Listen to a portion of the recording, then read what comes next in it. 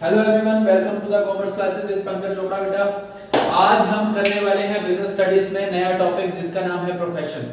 बेटा profession actual में क्या है? प्रोफेशन के अंदर आप क्या करते हो, एक स्पेशल नॉलेज एक्वायर करोगे और उसी नॉलेज के बेसिस पे आप लोगों को पर्सनल सर्विसेज देना स्टार्ट कर दोगे। आपने क्या करना है, प्रोफेशन कब बोला जाता है किसी चीज को कि आपने कोई स्पेशल नॉलेज या स्पेशल एजुकेशन एक्वायर करी और उसी नॉलेज के बेस पे आप पर्सनल सर्विसेज प्रोवाइड कर रहे हो। आप क्या कर रहे हो, पर्सनल सर्विसेज प्रोवाइड कर रहे हो, तो उसको हम क्या बोलते हैं, प्रोफेशन। ठीक है बेटा, यही इसकी डेफिनेशन लिखी हुई है, यहाँ पे मैंने मीनिंग लिखा हुआ है। A profession may be defined as an occupation which involves the rendering of personal services of a specialized nature। वो कहते हैं प्रोफेशन एक ऐसा ऑक्यूपेशन है जिसके अंदर आप कुछ सर्विसेज रेंडर करते हो जो कैसी होती हैं, स्पेशल नेचर की हैं। आप पर्सनल सर्विसेज प्रोवाइड करोगे कैसी, स्पेशल नेचर की, based on professional knowledge, education and training, जो कि किसके ऊपर बेस्ड होगी, किसी स्पेशल नॉलेज, एजुकेशन या ट्रेनिंग के ऊपर डिपेंड होगी। ठीक है बेटा, तो इसको हम बोलते हैं प्रोफेशन। एग्जांपल मैं आपको दूं, जैसे कि अगर मान लो आप डॉक्टर है, डॉक्टर का आप एग्जांपल ले, डॉक्टर एक प्रोफेशनल होता है, तो उसको प्रोफेशनल क्यों बोला जाता है मैं आपको बताता हूं। मैंने आपको ये बताया कि प्रोफेशन का मतलब क्या है कि अगर किसी पर्सन ने कोई स्पेशल नॉलेज एक्वायर की और उस नॉलेज के बेसिस पे पर्सनल सर्विसेज प्रोवाइड कर रहा है, स्पेशल नेचर की सर्विसेज प्रोवाइड कर रहा है, तो उसको प्रोफेशन बोलते हैं। बेटा आप देखो यहाँ पे ध्यान से सुनो, एक डॉक्टर ने क्या किया, पहले डॉक्टरी सीखी, पहले उसने ट्रीटमेंट करना सीखा। समझ रहे हो बात? डॉक्टर ने क्या सीखा, डॉक्टर ने पहले डॉक्टर वाली स्टडी की, एमबीबीएस करी। ठीक है, अब उसके बाद क्या हुआ, उसने वहां पे ट्रेनिंग करी, एजुकेशन ली, पढ़ा और सीखा सब कुछ, और उसी के बेसिस पे उसी स्पेशलाइज्ड नॉलेज के बेसिस पे उसने क्या किया, आगे पर्सनल सर्विसेज प्रोवाइड करना स्टार्ट कर दिया, तो उसको हम क्या बोल देते हैं, प्रोफेशन बोल देते हैं।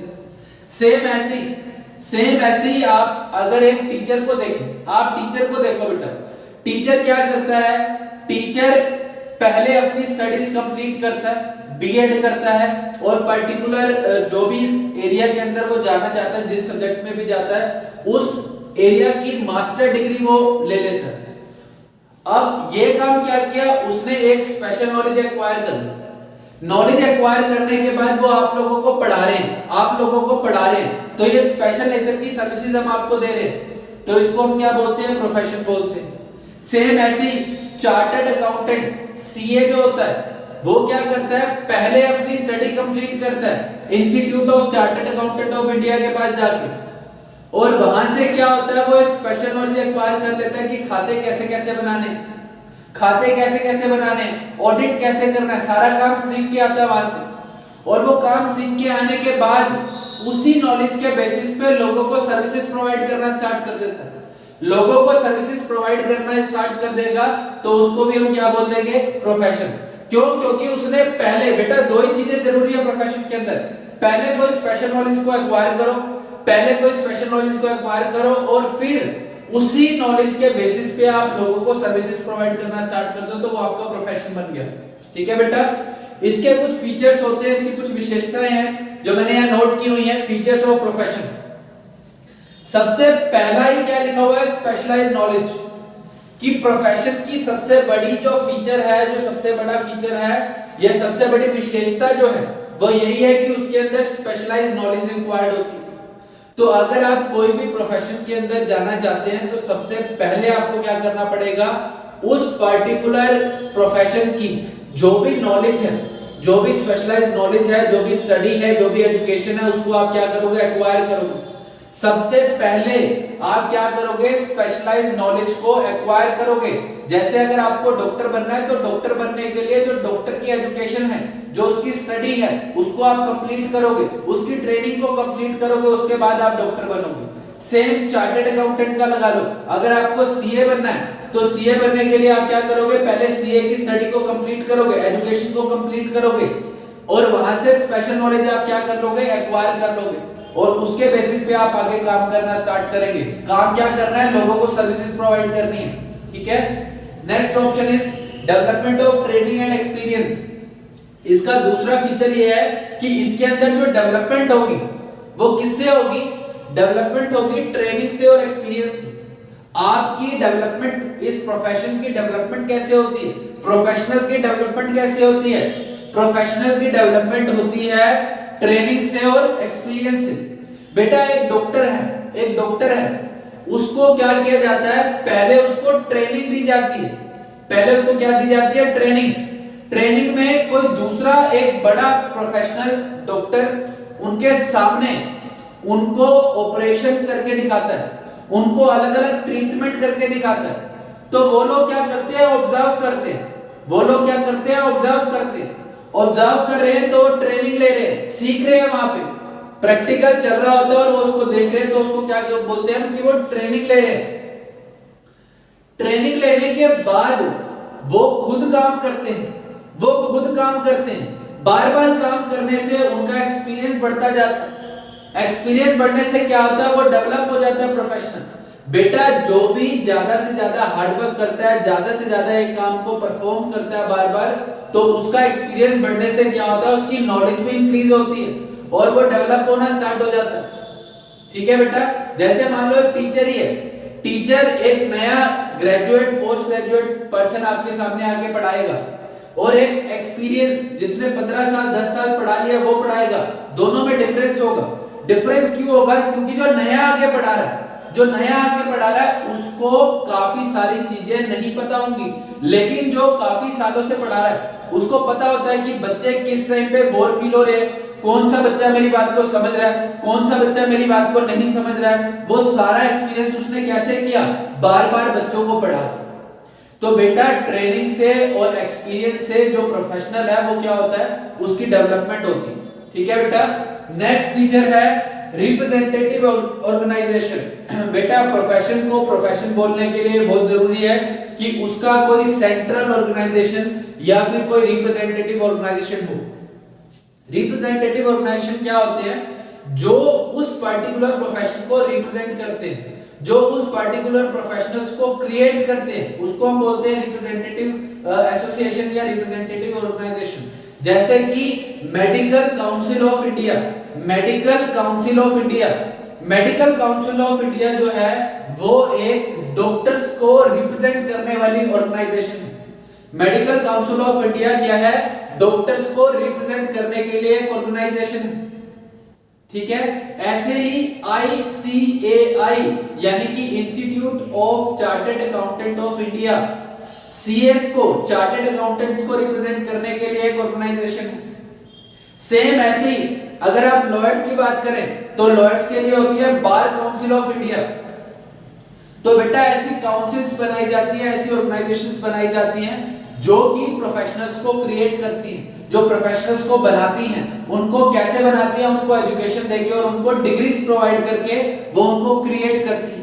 ठीक है बेटा, तो प्रोफेशन के लिए पहली बात स्पेशल नॉलेज होनी चाहिए। नंबर 2 पे आपको ट्रेनिंग और एक्सपीरियंस करना पड़ेगा ताकि आप डेवलप हो सके। नंबर 3 आपका कोई ना कोई रिप्रेजेंटेटिव एसोसिएशन या रिप्रेजेंटेटिव ऑर्गेनाइजेशन होनी चाहिए जो आपको कोई स्पेशल डिग्री दे उस काम के लिए, तभी हम उसको प्रोफेशन बोलेंगे। नेक्स्ट है code of conduct. Code of conduct क्या होता है? एक टाइप से इसको हिंदी में बोलते हैं आचार संहिता। इसके अंदर रूल्स एंड रेगुलेशंस होते हैं। ये कोड ऑफ कंडक्ट यही रिप्रेजेंटेटिव ऑर्गेनाइजेशन इशू करता है। कोड ऑफ कंडक्ट कौन बनाएगा? जो भी आपका रिप्रेजेंटेटिव एसोसिएशन है, जो भी आपका सेंट्रल ऑर्गेनाइजेशन है, वही कोड ऑफ कंडक्ट को बनाता है। कोड ऑफ कंडक्ट क्या होता है? कोड ऑफ कंडक्ट जो होता है वो यूनिफॉर्मिटी, सब में एक रूपता लेके आने के लिए, सबको यूनिफॉर्म बनाने के लिए क्रिएट किया जाता है। जैसे आपने देखा होगा कि जितने भी डॉक्टर्स हैं, मैं आपको बेसिक एग्जांपल दे रहा हूं, जितने भी डॉक्टर्स हैं सब लोग व्हाइट कोट पहनते हैं। जितने भी डॉक्टर्स हैं वो सब लोग क्या करते हैं? व्हाइट कोट को पहनते हैं। ये क्या है? कोड ऑफ कंडक्ट है। ये जितने भी डॉक्टर्स हैं उनको मेडिकल काउंसिल ऑफ इंडिया ने बोला है कि आपको, अगर आप डॉक्टर हैं, आप हमारे स्टूडेंट हैं, तो आपको व्हाइट कोट पहनना पड़ेगा। सेम ऐसे ही लॉयर्स के साथ होता है। लॉयर्स क्या करते हैं? लॉयर्स सारे के सारे लॉयर जो हैं, सारे के सारे वकील जो है वो क्या करते हैं, ब्लैक कोट पहनते हैं। तो ये क्या है, कोड ऑफ कंडक्ट है। ये कोड ऑफ कंडक्ट है कि आपको अपने जो क्लाइंट है, आपके जो क्लाइंट है उनके साथ डील कैसे करना है। ठीक है बेटा। Next one is fifth, service motive. जो प्रोफेशनल्स होते हैं, देखो बेटा कोई भी पर्सन है वो अगर काम करता है तो उसका मेन जो मोटिव होता है वो वैसे इकोनॉमिक ऑब्जेक्टिव होता है, और इकोनॉमिक मोटिव होता है कि मैं पैसा कमाऊं। लेकिन कई बार ऐसा होता है कि जो आपके प्रोफेशनल्स होते हैं वो सर्विस मोटिव के लिए भी काम करते हैं।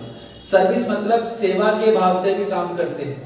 अब जैसे मान लो कई बार ऐसा होता है, कई डॉक्टर्स किसी के लिए फ्री ऑफ कॉस्ट ट्रीटमेंट कर देते हैं। मान लो कोई गरीब आ गया उसके पास क्लिनिक के अंदर और उसको दिख रहा है कि ये बहुत बेसहारा है, ये पैसे नहीं दे सकता, तो वो उसका ऑपरेशन या उसका ट्रीटमेंट फ्री ऑफ कॉस्ट कर देते हैं। वो उसका ट्रीटमेंट फ्री ऑफ कॉस्ट कर देते हैं, तो उसको हम क्या बोलते हैं कि उसके अंदर सर्विस मोटिव है। पैसे भी कमाना चाहता है, जो अच्छा रईस घर से आ रहा है उससे पैसे ले रहे हैं, जो गरीब घर से आ रहा है उसको फ्री ऑफ कॉस्ट दे रहे हैं। तो इकोनॉमिक मोटिव कब हो गया, जब वो पैसे ले रहा है, और सर्विस मोटिव कब हो गया, जब उसने उस चीज के लिए पैसे नहीं लिए। तो ठीक है। Next one is honesty and morality.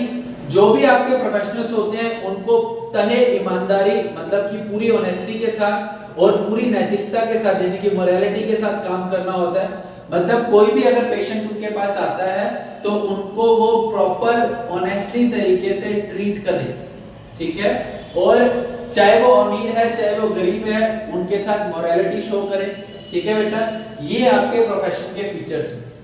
I hope आपको समझ आया होगा। फिर भी अगर कोई दिक्कत है तो प्लीज आप मेरे को बताएं कि सर हमारे को इसके अंदर पर्टिकुलर ये प्रॉब्लम आई, हम उसको और क्लियर कर लेंगे बेटा। ठीक है।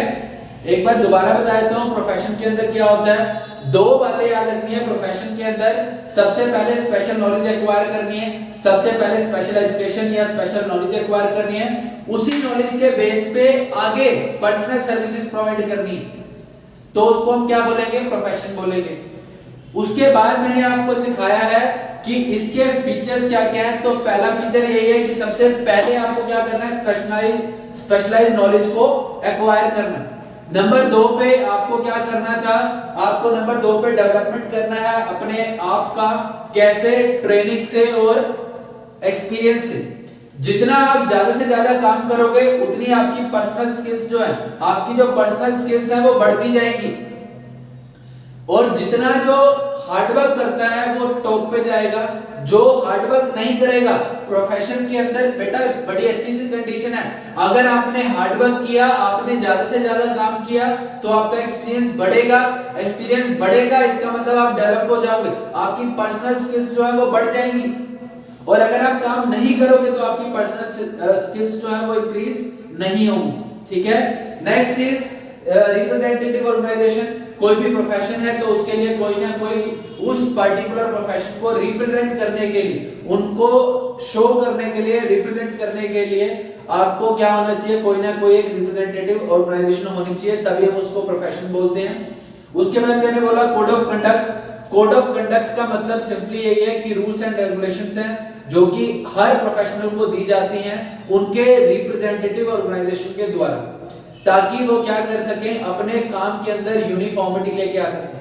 यूनिफॉर्मिटी लेके आ सके। जैसे कि मैं आपको बताऊं कि एक चार्टर्ड अकाउंटेंट है तो उनको जो खाते, वो अगर मान लो मैंने एक चार्टर्ड अकाउंटेंट था, मैंने जो अकाउंटिंग कर दी, तो मैंने जो अकाउंटिंग करी है आपको वो अकाउंटिंग समझ आएगी। क्यों समझ आएगी? क्योंकि हमारे को एक ही सेम तरीका सिखाया हुआ, उसी तरीके से सब लोग अकाउंटिंग कर रहे हैं, उसी तरीके से सब लोग अकाउंटिंग कर रहे हैं। तो इसका मतलब क्या है कि उसमें यूनिफॉर्मिटी है।